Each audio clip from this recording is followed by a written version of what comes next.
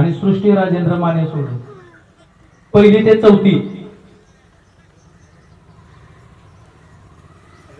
आल्यानंतर चालेल. दुसरा गट सांगा कुठला चालू करणार आहे? गट क्रमांक 2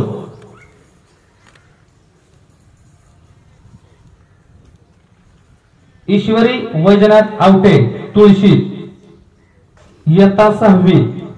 विषय आहे अण्णाभाऊ साठे त्यांचे जीवन व कार्य. ईश्वरी वैजनाथ आवटे. अनमोल ज्यांची वाणी प्रभावी विचारांची लेखणी, अनमोल ज्यांची वाणी प्रभावी विचारांची लेखणी, लोकशाहीर म्हणून कीर्ती इतिहासाच्या पानोपानी, इतिहासाच्या पानोपानी. सन्माननीय व्यासपीठ, वंदनीय गुरुजन वर्ग आणि माझ्या मित्रमैत्रिणींनो, सर्वांना माझा नमस्कार. मी ईश्वरी वैजनाथ आवटे, इयत्ता 6वी. मी तुळशी गावात राहते. मी आज तुम्हाला 2 शब्द सांगणार आहे, ते तुम्ही शांत चित्ताने ऐकून घ्यावे ही माझी नम्र विनंती. लोकशाहीर साहित्यरत्न अण्णाभाऊ साठे यांची आज 105वी जयंती. लोकशाहीर अण्णाभाऊ साठे यांचा जन्म 1 ऑगस्ट 1920 रोजी सांगली जिल्ह्यातील वाटेगाव येथे झाला. त्यांचे पूर्ण नाव तुकाराम भाऊराव साठे असे होते. त्यांच्या वडिलांचे नाव भाऊराव व आईचे नाव वालुबाई हे होते. त्यांना गरिबी व भेदभावामुळे शिक्षण घेता आले नाही. नैराश्यात तलवारीवर टाकलेल्या धुळीसारखे असते, धूळ झटकली की तलवार धारदार बनते, अशी त्यांची विचारसरणी होती. शाळा न शिकल्यामुळे त्यांनी आपल्या लेखणीतून साहित्य क्षेत्रात प्रचंड कामगिरी केली. त्यांचा लोकशाहीर म्हणून नाव लौकिक झाला. ते म्हणत असत की मी जे जीवन जगतो, बघतो, अनुभवतो तेच मी लिहितो. त्यांनी कादंबऱ्या, कथा संग्रह, पोवाडे, पटकथा, लावणी यांची निर्मिती केली. गरिबांचा होता तो आवाज, त्यांच्या लेखणीत होती गाज. गरिबांचा होता तो आवाज, त्यांच्या लेखणीत होती गाज.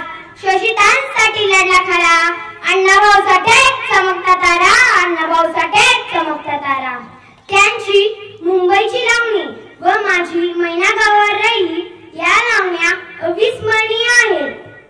त्यांच्या रशियात जाऊन त्यांनी छत्रपती शिवरायांचा पोवाडा गायला. हा छत्रपती शिवरायांचा पोवाडा गाणारे हे प्रथम लोकशाहीर होते. जग बदल घालून निघावं, सांगून गेले माझे भीमराव. जग बदल घालून निघावं, सांगून गेले माझे भीमराव.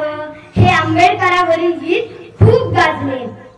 फकीरा या त्यांच्या कादंबरीला राज्य सरकारकडून सर्वोत्कृष्ट कादंबरीचा पुरस्कार मिळाला. समाजात जगण्यासाठी दिले ज्यांनी अभिमानाचे स्थान, समाजात जगण्यासाठी दिले ज्यांनी अभिमानाचे स्थान, साहित्य आणि लोककलेतून केला समाजाचा पुनर्निर्माण. साहित्य आणि लोककलेतून केला समाजाचा पुनर्निर्माण, केला समाजाचा पुनर्निर्माण. अण्णाभाऊ साठे यांनी महाराष्ट्रात प्रचंड जनजागृती केली. गोवा मुक्ती संग्राम, संयुक्त महाराष्ट्र चळवळीत त्यांचे योगदान महत्त्वपूर्ण आहे.